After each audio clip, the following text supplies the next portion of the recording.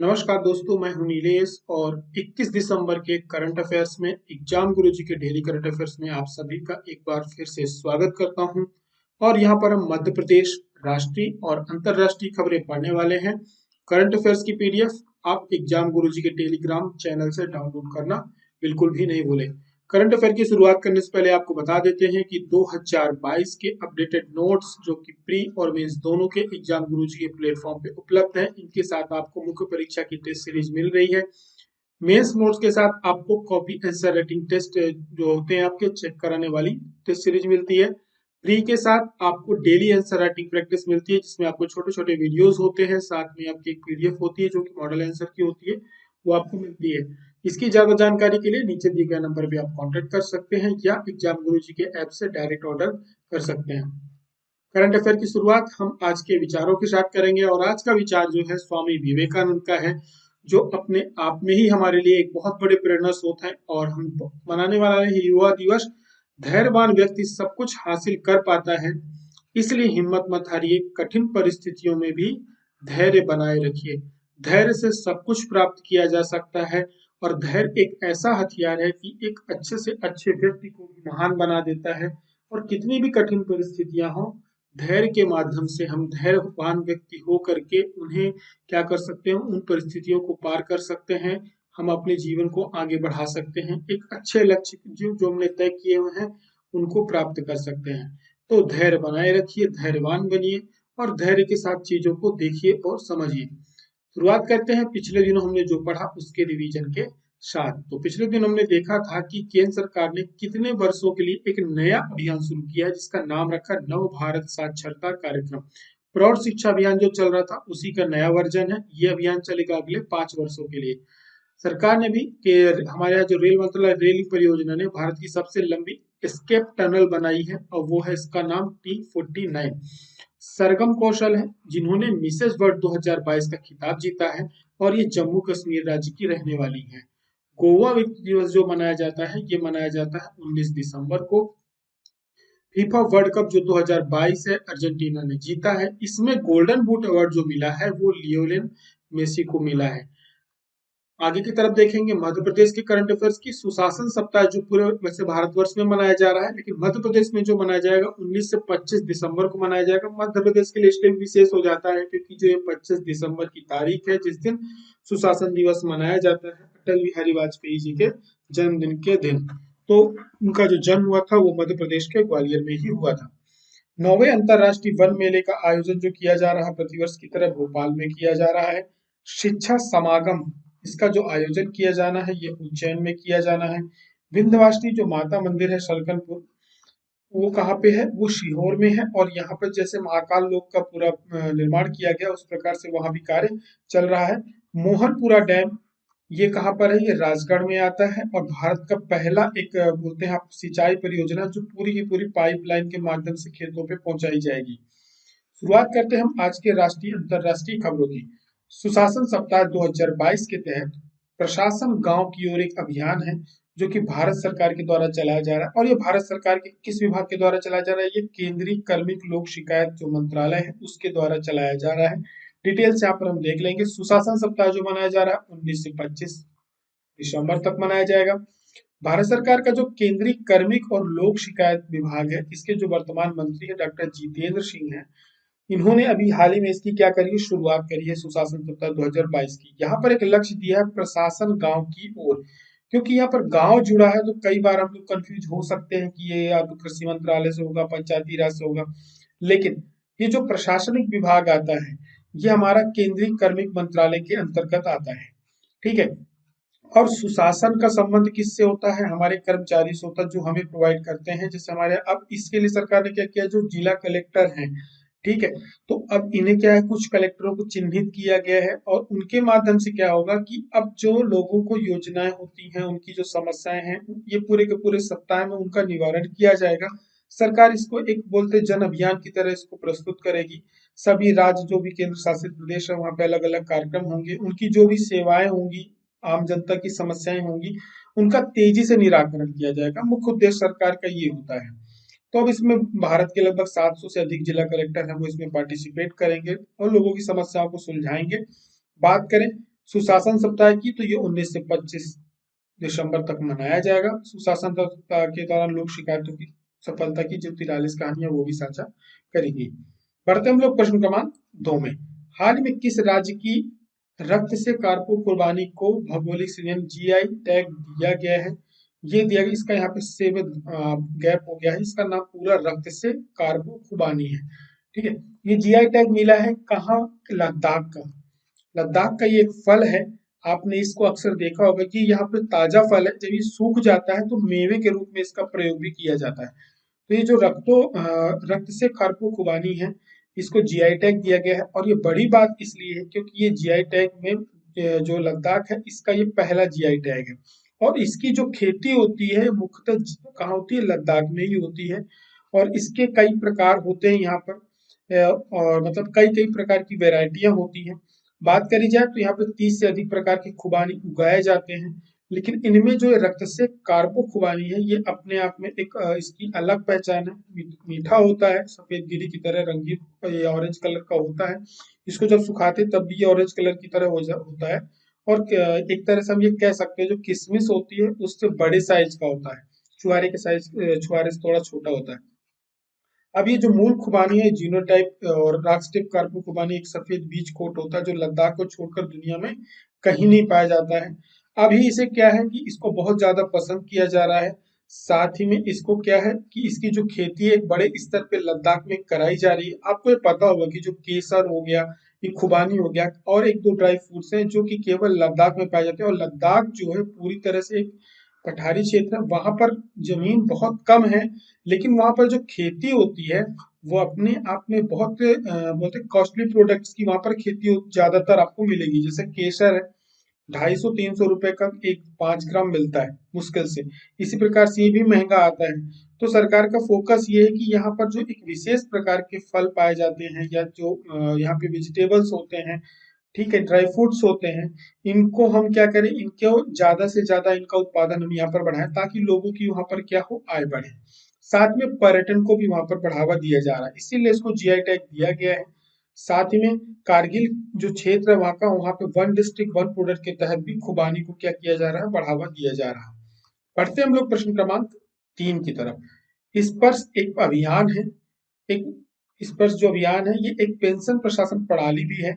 ये किस विभाग द्वारा प्रशासित की जाती है? तो ये प्रशासित की जाती है रक्षा लेखा विभाग के द्वारा। डिटेल यहाँ पर हम देख लेंगे।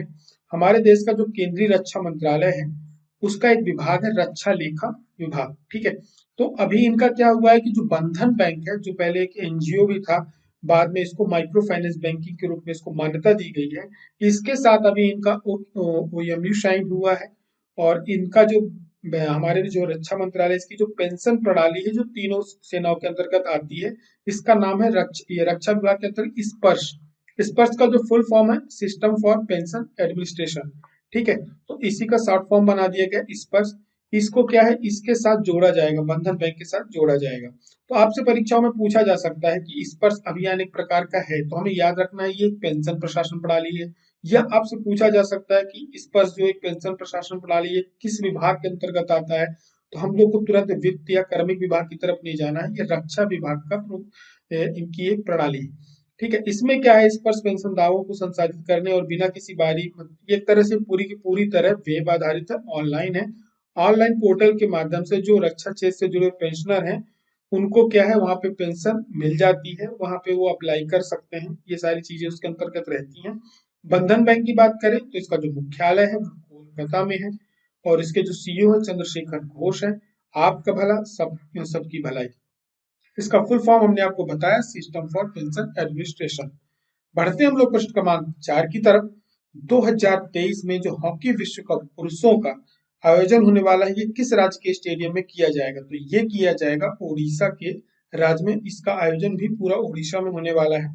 और इसमें जैसे जैसे इसके अपडेट्स आएंगे हम आपको बताएंगे। अभी हाल ही में क्या हुआ है कि जो ये हॉकी का कप है, ये इसका विश्व कप का जो कप है, इसका इनॉग्रेशन किया गया है, जो दिल्ली में गई थी। और हमारे यहाँ के जो युवा खेल मंत्री अनुराग ठाकुर, उनने इसको इनोग्रेट किया था। अब ये क्या है, ये भारत के जो बाकी के राज्य हैं, लगभग 13 राज्य हैं, वहां पर ये ट्रॉफी टूर पे निकल चुकी है। इसको जो बोलते हैं ट्रॉफी टूर। तो ये मध्य प्रदेश से होके जा चुकी है, मध्य प्रदेश में अभी 2 से 3 दिन पहले आई थी। और हमारे यहाँ की जो युवा खेल मंत्री यशोधरा राजे सिंधिया, उन्होंने इसका स्वागत भी किया था।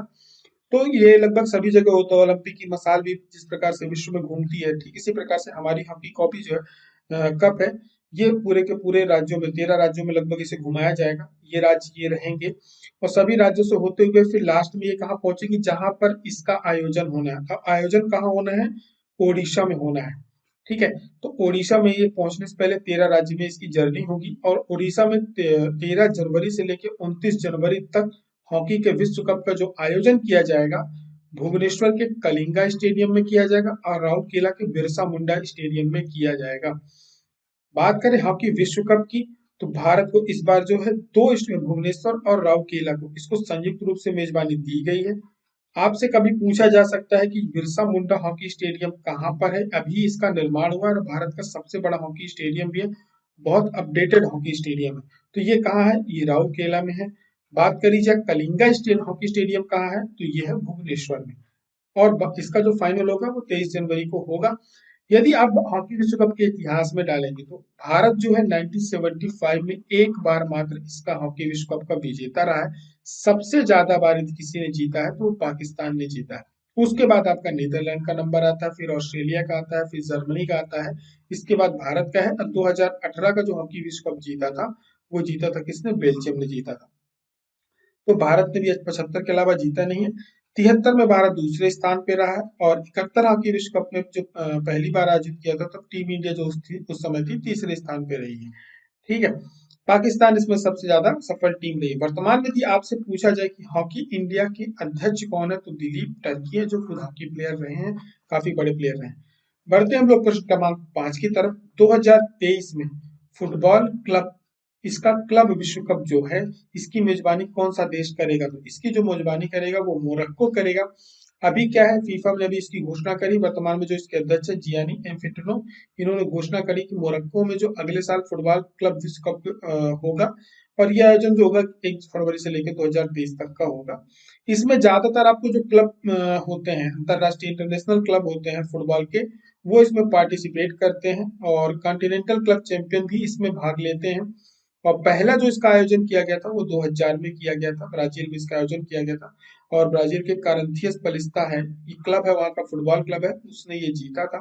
और सबसे ज्यादा स्पेन का एक रियल मैड्रिड फुटबॉल क्लब है, उसने जीता, 4 बार ये कप जीता है। स्पेनिश फुटबॉल कप है, उसने भी 4 बार जीता है। अब बात करें वर्तमान चैंपियन की, तो इसमें जो वर्तमान चैंपियन है इस क्लब के, तो इंग्लैंड की चेल्सी क्लब है, वो है। बढ़ते हम लोग प्रश्न क्रमांक 6 की तरफ। इससे पहले आपको एक जानकारी दे दें कि यदि आप पटवारी की तैयारी कर रहे हैं या ग्रुप 2 के पार्ट 4 की जो एग्जाम होने वाले हैं, ग्रुप 2 4 पार के, तो इसके लिए यदि आपको मैनेजमेंट और इंग्लिश के कोर्सेज की रिक्वायरमेंट है, तो एग्जाम गुरुजो में चल रहे हैं ऑफर। 496 के साथ ये कोर्स आपको मिलते हैं। इसके अंदर पीडीएफ भी डाली गई है, एमसीक्यू भी है और इन लेक्चर्स का आप कई बार क्या कहते हैं स्ट्रीमिंग कर सकते हैं। ऐसा कोई बाउंडेशन नहीं है कि एक बार देखने के बाद इन लेक्चर्स को आप दोबारा नहीं देख सकते। अनलिमिटेड टाइम तक वॉच कर सकते हैं टेल एग्जाम। आपके पटवारी के नोट्स, पटवारी का कोर्स एक बड़े ऑफर के साथ अगले 4 से 5 दिनों के अंदर लॉन्च होने वाला है। दागी सर इसमें बहुत ही जल्दी आपको एक वीडियो लेकर के आएंगे। आगे की तरफ बढ़ते हैं और हम यहाँ रोइंग चैंपियनशिप में मध्य प्रदेश की जो रोइंग टीम रही है किस स्थान पर रही है, तो मध्य प्रदेश की जो रोइंग टीम है वो द्वितीय स्थान पर रही है। अभी मध्य प्रदेश ने 2 स्वर्ण, 2 रजत और 2 कांस्य जीते हैं और ये मध्य प्रदेश की रोइंग टीम, ये जो 42 जूनियर नेशनल रोइंग चैंपियनशिप हुई थी, ये हैदराबाद में आयोजित की गई थी और ओवरऑल जो बात करी जाए तो सेकंड पोजीशन मध्य प्रदेश की रही है। बढ़ते हैं हम लोग प्रश्न क्रमांक 7 की तरफ। राज्य स्तरीय जो वीर बाल दिवस सप्ताह है, ये कब तक मनाया जाएगा, कब से कब तक मनाया जाएगा? तो ये मनाया जाएगा 19 से 24 दिसंबर तक। 19 से 25 दिसंबर तक सुशासन सप्ताह मनाया जा रहा है, ठीक उससे एक दिन कम 24 दिसंबर तक मनाया जा रहा है वीर बाल दिवस सप्ताह। तो ये किस लिए आयोजित किया जाता है? ये क्या है कि अभी इसकी प्रधानमंत्री ने पिछले वर्ष ही घोषणा करी थी, जब हमारे यहाँ देश आजादी का अमृत महोत्सव मना रहा था, तो उन्होंने चिंता व्यक्त करी थी कि जो इनके सिख गुरुओं के 10वें गुरु रहे हैं गुरु गोविंद सिंह, इनके 2 पुत्र थे साहिबजादा जोरावर सिंह और फतेह सिंह। इनको क्या किया गया था? इनको दीवार पे जिंदा चुनवा दिया गया था। इन्होंने अपना धर्म परिवर्तन नहीं किया गया था, इसलिए औरंगजेब की जो सेना, उन्होंने उनको पहले गिरफ्तार किया था, इसके बाद उनको जिंदा दीवार पे चुनवा दिया गया था। तो अब ये शहादत के लिए इसका इतिहास में भी बहुत ज्यादा पढ़ने को कोई उल्लेख नहीं था, इनके नाम से कोई संस्थान नहीं है, कोई भी मतलब क्या कहते हैं, किसी भी प्रकार को इनको याददाश्त बनाए रखने के लिए किसी प्रकार के प्रयास नहीं किए गए। तो इसकी एक दिवस के रूप में घोषणा करी गई और इसी के उपलक्ष्य में क्या किया गया कि वीर बाल दिवस मनाया जाने लगा। और आगे सरकार ने ये कहा है कि हम इस पर क्या करेंगे, कोई ना कोई एक स्मारक का निर्माण किया जाएगा। तो अब मध्य प्रदेश में भी इसका आयोजन किया जाने वाला है। और स्कूल शिक्षा जो संस्कृति विभाग है हमारे मध्य प्रदेश का, तो जितने भी शासकीय, अशासकीय और जो अर्धशासकीय स्कूल है वहां पर 19 से 24 दिसंबर तक वीर बाल दिवस सप्ताह मनाया जाएगा। ठीक है। साथ में पंजाबी साहित्य अकेडमी है, वो भी इसमें वीर बाल दिवस सप्ताह के रूप में मना रही है। इसके लिए अलग अलग प्रकार के कार्यक्रम आयोजित किए जाएंगे, लोगों को जानकारी दी जाएगी, अवेयर किया जाएगा कि ये वीर बाल दिवस क्यों मनाया जाता है, क्योंकि जितने भी दिवस मनाए जाते हैं उसके पीछे कुछ ना कुछ उद्देश्य होते हैं। और जब वो मनाए जाते हैं तो हम उन उद्देश्यों के बारे में क्या करते हैं, जानकारी इकट्ठा करते हैं। तो गुरु गोविंद सिंह के परिवार के एक शौर्य दिवस के रूप में इसको मनाया जाएगा। बढ़ते हम लोग प्रश्न क्रमांक 8 की तरफ। मध्य प्रदेश के किस जिले में अमृत पुष्पक का नवाचार किया गया है? ये थोड़ा सा आप ध्यान रखेंगे, मुझे ऐसा लग रहा है कि एक महत्वपूर्ण प्रश्न आने वाले समय में हो सकता है। तो ये जो अमृत पुष्पक नवाचार है ये कटनी में किया गया। अभी क्या है, मध्य प्रदेश का जो अभी क्या हुआ, सरकार ने पूरा सुशासन दिवस के रूप में सुशासन सप्ताह की शुरुआत करी है। तो इसी क्रम में क्या हुआ है कि जो हमारे यहाँ कटनी जिले के कलेक्टर हैं, उन्होंने जो नया क्या कहते हैं, हमारे यहाँ आपने देखा होगा कि स्कूल ग्वालियर से शुरुआत करी गई किसकी, ड्रोन स्कूल की। साथ में 5 जिलों में और चालू किए जा रहे हैं। तो इसी क्रम में आगे बढ़ते हुए जो कटनी के कलेक्टर हैं, उन्होंने अपना एक प्रोग्राम दिखाया था। तो उसकी काफी प्रशंसा हुई है, नेशनल न्यूज में भी छाया रहा। तो अमृत जो पुष्पक प्रोजेक्ट है, इसके माध्यम से क्या है कि जो खेत हैं वहां पर क्या किया जा रहा है, दवाइयों का छिड़काव किया जा रहा है। इसकी अपनी एक विशेषता है कि ये लगभग 1 एकड़ की जो फसल का रकबा होता है, इसको मात्र 10 मिनट में ये पूरा का पूरा उसको स्प्रे कर सकता है। साथ में जो नैनो पार्टिकल्स का ये छिड़काव करता है, तो उसको परंपरागत जो छिड़काव पद्धति होती है उससे कहीं ज्यादा मतलब उपयोगी है, कई गुना अधिक है। कई बार किसान क्या होते हैं, छिड़कते हुए निकल जाते हैं, कई जगह चीजें नहीं पहुंच पाती, जो भी रसायन वो छिड़कना चाहते हैं, दवाइयाँ या फर्टिलाइजर डालना चाहते हैं, वो उस जगह तक नहीं पहुंच पाती। तो इसकी जो क्षमता है उससे कहीं ज्यादा है। साथ ही में इसमें क्या है, जो आप देखे होंगे कि जो पीछे टांग करके मशीन से छिड़कते हैं, उसमें जो उसकी खपत होती है उसमें बढ़ जाती है, बहुत ज्यादा मात्रा में फर्टिलाइजर यूज होता है। तो इसकी जो उर्वरक खपत है वो भी कम है। साथ ही में इसके क्या है कि पौधों की जो पत्तियां हैं इसका पूरा अवशोषण करती हैं, क्योंकि वो काफी बारीक होते हैं, बहुत छोटे छोटे कण होते हैं, तो वो सही जगह तक पहुंचते हैं। तो इसकी अपनी खासियत के कारण इसको काफी क्या की है, सराहना की गई है। राष्ट्रीय स्तर पर दिल्ली की भी कई खबरों, न्यूज चैनलों पे भी ये छाया रहा है। तो हमें याद रखना है, जो ये अमृत पुष्पक है, जिस प्रकार से बलराम तालाब के प्रश्न में कई बार आपके पेपरों में पूछा जा चुका है, उसी प्रकार से आने वाले समय में अमृत पुष्पक भी आपसे पूछा जा सकता है। ध्यान रखना है, ये कटनी का क्या है, प्रोग्राम है। ये कटनी में ये इनोवेशन जो किया गया है, ये कटनी में किया गया है। ड्रोन के माध्यम से इसमें क्या किया जाता है, फर्टिलाइजर का छिड़काव किया जाता है। आगे की तरफ बढ़ेंगे, बात करेंगे प्रश्न क्रमांक 9 की। क्लस्टर विकास को बढ़ावा देने के लिए मध्य प्रदेश के किस विभाग को प्रतिष्ठित स्कॉच गोल्ड अवार्ड मिला है? तो ये मिला है एमएसएमई विभाग जो हमारे मध्य प्रदेश का, उसको मिला है। और इसके लिए क्या है, जो हम इसके सचिव हैं उनको इसके लिए अवार्ड दिया गया है। आपको पता है कि जो स्कॉच अवार्ड्स होते हैं, ये मुख्य रूप से जो एक तरह से जो नया कुछ कार्य करते हैं, इनोवेशंस करते हैं, उनको दिए जाते हैं। ये अपने आप में एक संस्था है, जो थिंक टैंक है, जो नए नए इनोवेशंस होते हैं उन पर विचार करती है, फिर उनको प्रोत्साहित करने के लिए अवार्ड देती है। तो वर्तमान में जो हमारे मध्य प्रदेश का एमएसएमई डिपार्टमेंट है, ये काफी तेजी से काम कर रहा है और बहुत सारे क्लस्टर्स का निर्माण कर रहा है। और इसका लाभ जो है एक आम लोगों को काफी मिल रहा है, जैसे खिलौने, फर्नीचर, कपड़ा, इन सब चीजों पे लगभग 45 क्लस्टर मध्य प्रदेश में विकसित किए जाने वाले हैं। ठीक है।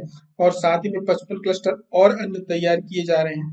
तो अभी जो वहां पे प्रोग्राम आयोजित किया गया था नई दिल्ली में इंडिया हैबिटेट सेंटर में, वहां पे ईज ऑफ डूइंग बिजनेस श्रेणी में एमएसएमई को transformation through fostering cluster development के लिए स्कॉच गोल्ड अवार्ड से सम्मानित किया गया। पी नरहरि हैं इसके सचिव, उनको ये पुरस्कार दिया गया है। बढ़ते हम लोग प्रश्न क्रमांक 10 की तरफ। मध्य प्रदेश ओलंपिक एसोसिएशन के अध्यक्ष कौन है? तो इसके जो अध्यक्ष वर्तमान में श्री रमेश मंदोला हैं, इंदौर से ये एमएलए भी हैं। अभी क्या हुआ है कि नेशनल बॉक्सिंग चैंपियनशिप की भोपाल में शुरुआत हुई है, टीटी नगर स्टेडियम में। ये हमने आपको पिछले करंट अफेयर्स में बता दिया था। तो उसकी शुरुआत में क्या है कि ये जो प्रोग्राम हो रहा है ये 6वीं एलीट महिला बॉक्सिंग चैंपियनशिप है 2022। इसमें काफी बड़े खिलाड़ी आने वाले हैं और इसमें सबसे जो प्रमुख है वो देश की जो एशियाई मुक्केबाज की गोल्ड मेडलिस्ट है लवलीना बोरगोहेन ये आने वाली है। विश्व junior gold medallist Nighat Zareen भी आने वाली, अर्जुन पुरस्कार से सम्मानित निया लाथेर भी आ रही है, सिमरनजीत कौर भी आ रही हैं।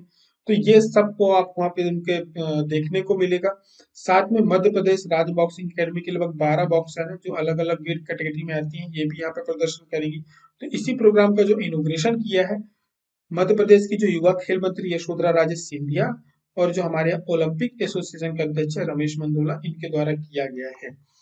हमने आपसे कल एक प्रश्न पूछा था, मध्य प्रदेश के एक जिला एक उत्पाद में बटिक प्रिंट किस जिले से सम्मिलित किया गया है? तो ये किया गया है उज्जैन में। उज्जैन का जो बाटिक प्रिंट है ये काफी फेमस है। ये एक तरह की आप ये कह सकते हो ये पेंटिंग है और इसमें मोम का प्रयोग होता है। मोम को पहले पिघला करके, ठीक है, उसका रंगाई के लिए प्रयोग किया जाता है। स्थिरता आती है, कलर ज्यादा दिन तक चलता है। तो ये अपने आप में एक यूनिक कला है। इसको मध्य प्रदेश का जो उज्जैन की इस कला है इसको एक जिला उत्पाद में सम्मिलित किया गया है। आप सभी लोगों के उत्तर मिले थे, आप सभी ने काफी सारी जानकारियां शेयर की थी और मुझे विश्वास है और आशा भी है कि आप सभी को इन प्रश्नों से लाभ मिल रहा होगा। जो भी करंट अफेयर्स देखते हैं एक बार जिन्हें एग्जाम गुरुजी हार्ड दे देता है उनके आंसर्स को जरूर पढ़ा करें। केवल प्रश्न ही नहीं, उससे जुड़ी हुई जानकारी भी आपको मिल जाती है। आज का प्रश्न आप सभी के लिए, चौमुखनाथ मंदिर मध्य प्रदेश के किस जिले में स्थित है? उज्जैन में, सांची में, महेश्वर में या पन्ना में?